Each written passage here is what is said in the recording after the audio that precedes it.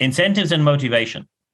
Of course, you might now think about your sales team, but there are many different places in your organization where people think, well, I would do more if there would be something in for me, but there isn't. So I will not do anything more.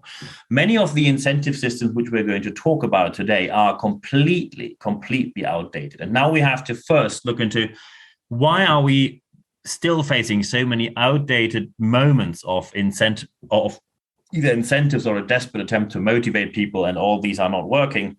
And how can we do better?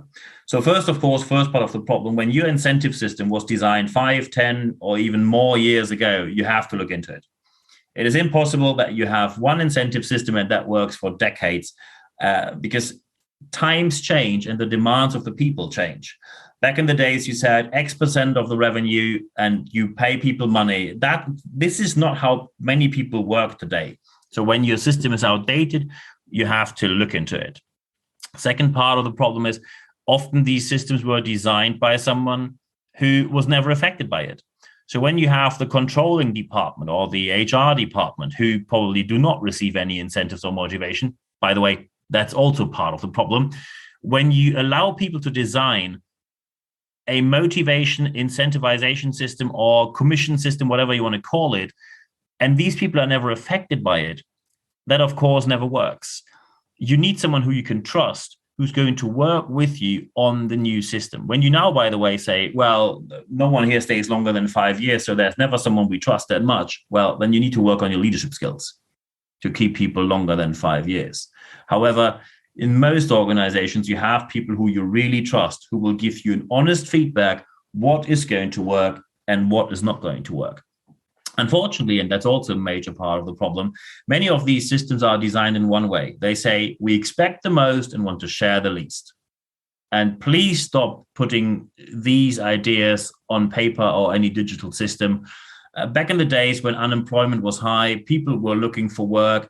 Back in the days, you could do anything. People were still not motivated and they hated you to the core, including your probably not very fair system. But today, where you're looking for talent and the talent shortage will be even worse in the future, well, today you can be sure that as soon as your motivation system or your incentivization system is not fair, there are not great incentives, people will do the minimum just to get the paycheck and then leave as quickly as possible. And also, many of these systems were put in place not only not being fair, but first, they were not fair. Second, they were so complex that no one understood them. And third, they were completely non-transparent. So people hope that no one will find out how non-fair they are.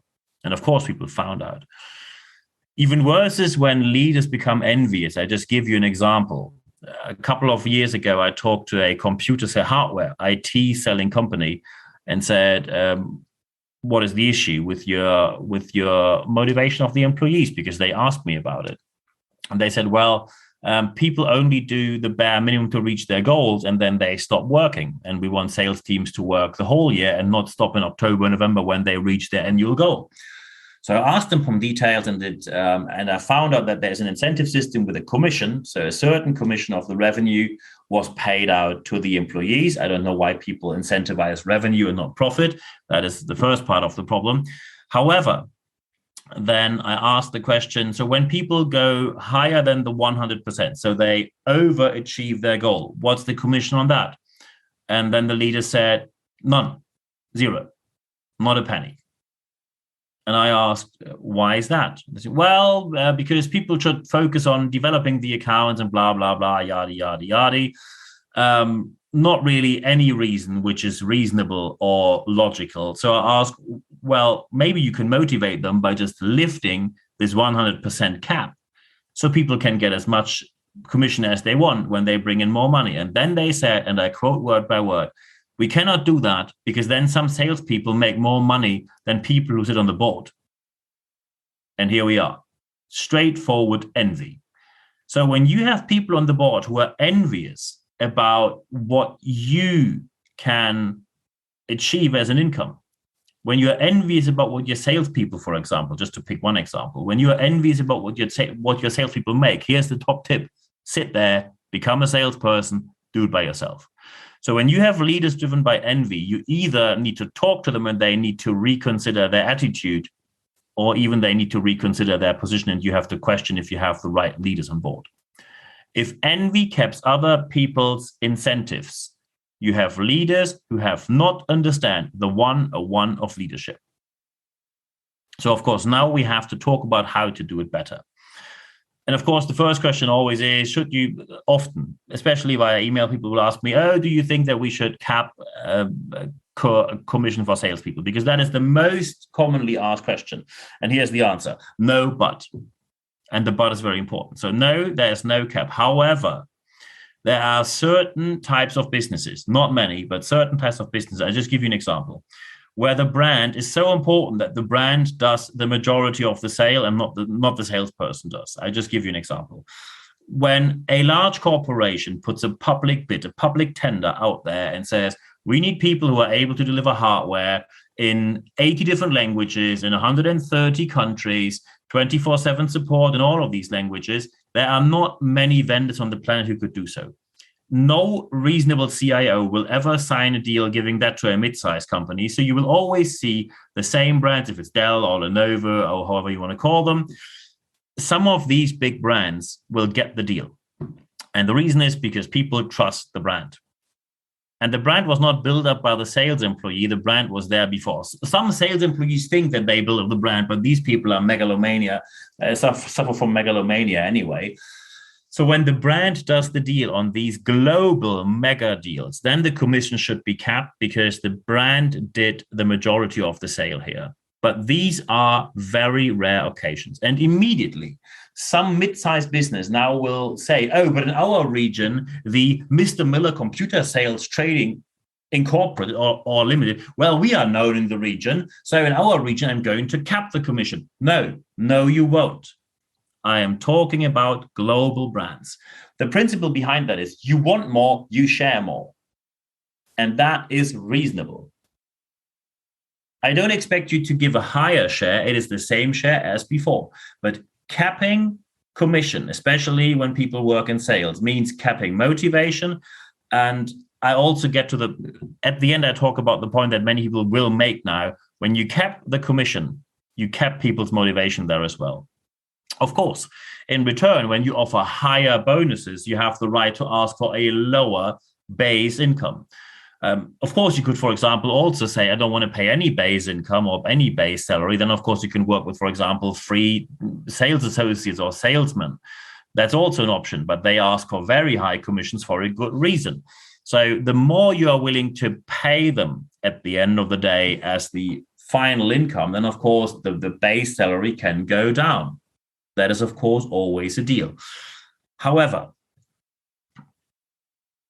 it is also part of doing something better when you stop doing the wrong thing. And one wrong behavior often here is this chumbawamba about developing accounts or doing something for the greater good. So why should someone stay longer or work more, get more business in, do more work? And then you suddenly have, oh, I can't pay you money, but you're developing the organization for the greater good and for all the colleagues so we can all thrive on the excellence this organization gives to humankind. I have no idea if you drank too much wheatgrass this morning or where you have that from. This is complete and utter nonsense. When people have to do more or they want to do more, they ask themselves one question. And the question is, what's in it for me? As Jeffrey Gitomer always said, WIIFM. WIIFM. What's in it for me? If you cannot answer this question, people will probably consider their time or their engagement or both. Because people are very keen on spending their time in the right way with the right person in the right organization. And when someone asks more but doesn't want to share more, they most likely will decide not to do anything more for you. And quite frankly, it is unreasonable to ask people to do more and then not share with them. And also, and that is the last point for today, please be flexible when it comes to the incentive. Some people want money. I'm also one of them who is motivated by money. This is not uncommon for entrepreneurs, but many people are not. The vast majority of people don't say money is the core issue. Up to a certain point, yes. From a certain point, no.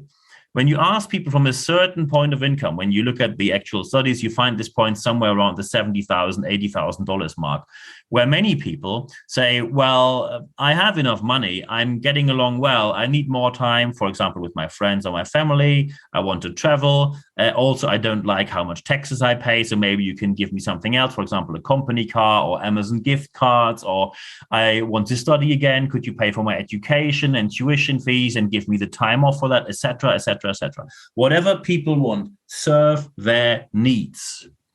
It is not you telling people by what they have to be motivated. And it's quite frankly lunatic to expect that you can tell them what their motivation has to be. Of course, that doesn't work. So be sure that you don't cap any kind of incentive because you cap motivation. When you ask for lower salary, when someone is asking for a higher income, you always have a good position to ask for a lower base salary, limiting organizational risk to pay for maybe someone who's not a great fit. Be sure that you stay away from the Chumbawamba telling people something fluffy that is completely non-factual and you believe that it's going to motivate them, because here's the hint. It does not. People think you're a bit mad when you do that. And stay flexible when it comes to incentives to motivate people, because many different people have many different demands, and it's your job to motivate people according to their demands. Of course, I have more on that to offer. When you go to expert.nb-networks.com, just put your email address in there. And every Wednesday, you will receive an email which includes everything I published that week in writing, podcast, and even more. It's 100% content. There's an ad-free guarantee.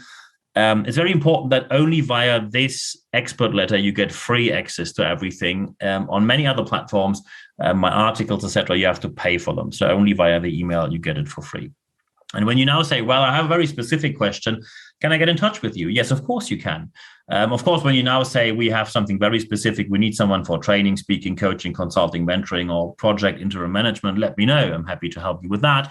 But of course, we can just have a chat first, of course, at no cost. So don't be afraid to contact me, nb@nb-networks.com. Just drop me an email and we take it from there. Happy to chat with you at any time. So now it is important that you apply what you heard here today.